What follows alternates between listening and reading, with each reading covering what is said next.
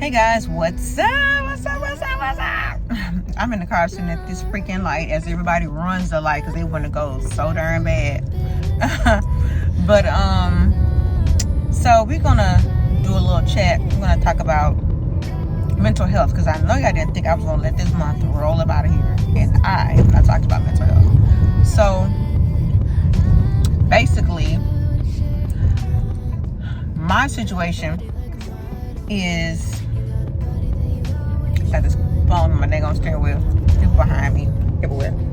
So my situation is that as an adult, I have discovered that there are things that I deal with. I'm not going to say suffer, right? But I'll just say deal with, that I have recognized. And as you begin to study and Dr. Google and all these other things, you know what I'm saying? I'm not saying that I subscribe to these things or that I'm self-diagnosing to the point of where I'm 100% sure that this is what I have. But you know, if it's quacking, if it's waddling, and if it got the feathers and the colors, it might be a duck, okay? So one thing that I've just kind of recognized, sorry for the noise, is that there are some things that I deal with, that I have dealt with, and didn't realize, until I started watching videos and digging and all that kind of stuff about trying to find out, why do I feel like this? What is this? What is that? And I'm not going to say what it is, only because I haven't been diagnosed with anything.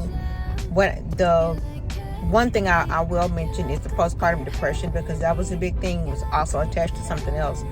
But even before that, just recognizing when you go through things in life, a lot of times you don't realize that you have residual trauma from stuff, until other things arise. A lot of times we think about, our interpersonal relationships, when you're have a significant other and, you get into a relationship with somebody and the relationship is toxic and you got that baggage, or we'll say baggage, right?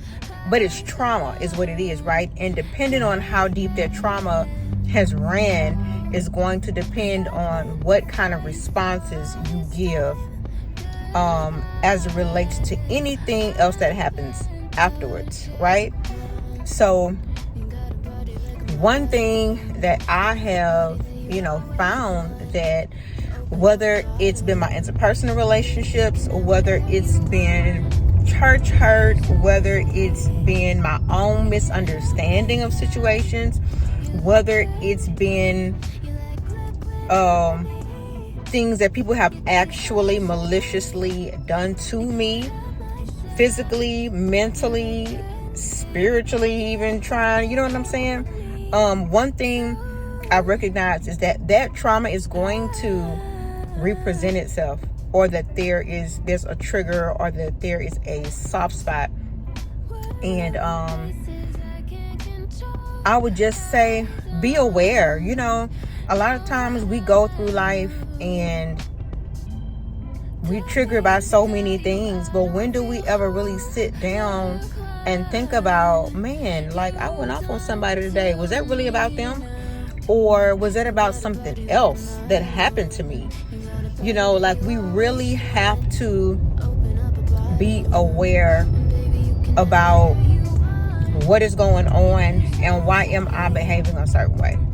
Because a lot of times we can't be the people that we need to be, because we are so busy functioning and living through traumas, living through pain and things that have happened to us, known and unknown. The things that we know about and we haven't dealt with it, or things that have happened to us that we didn't think affected us, but come to find out it affected you, because now every time somebody does or says something, you going off. You know what I'm saying? You're either going off or you're retreating, you're stepping way back, or you're freezing and you're doing nothing and either letting the thing happen again, or nothing happens, but you're just caught in this room of anxiety and nervousness. And so you walk in real light with something when you don't have to. And so I would just say on our first little talk, because I'm going to be talking about it until the month ends, right? And then we'll bring it back up later and we'll share some stories and things. But definitely, I would say that be aware.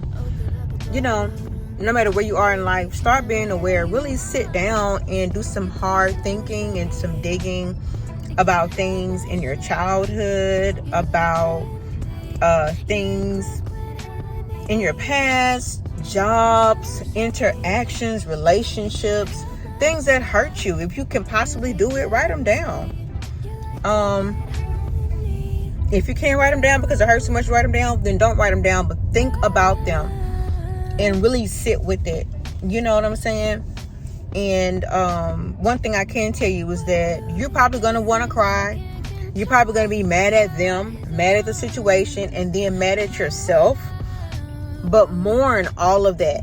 Mourn all of that loss. Mourn all of that time. And a lot of times, the unforgiveness is going to come up. It's okay, let it come up, but don't let it stay. Let it pass. And then figure out, okay, so now that I know these things and I know where I'm at, how do I move forward now? Because that's going to be the most important thing of everything. But so this is basically talk one of our mental health awareness month, because I'm in the garage and I know it's kind of dark. That is better. But yeah, I'm trying to make the video too long. But yeah, this is kind of talk one. Just dig into your life, people. Dig into your life. Think about things. Think about things and just kind of assess where you are and who you are, why you are, and be real. Get down to the ugly stuff. Dig through some things. And until next time, we'll be back and we'll dig a little deeper. All right. Toodaloo.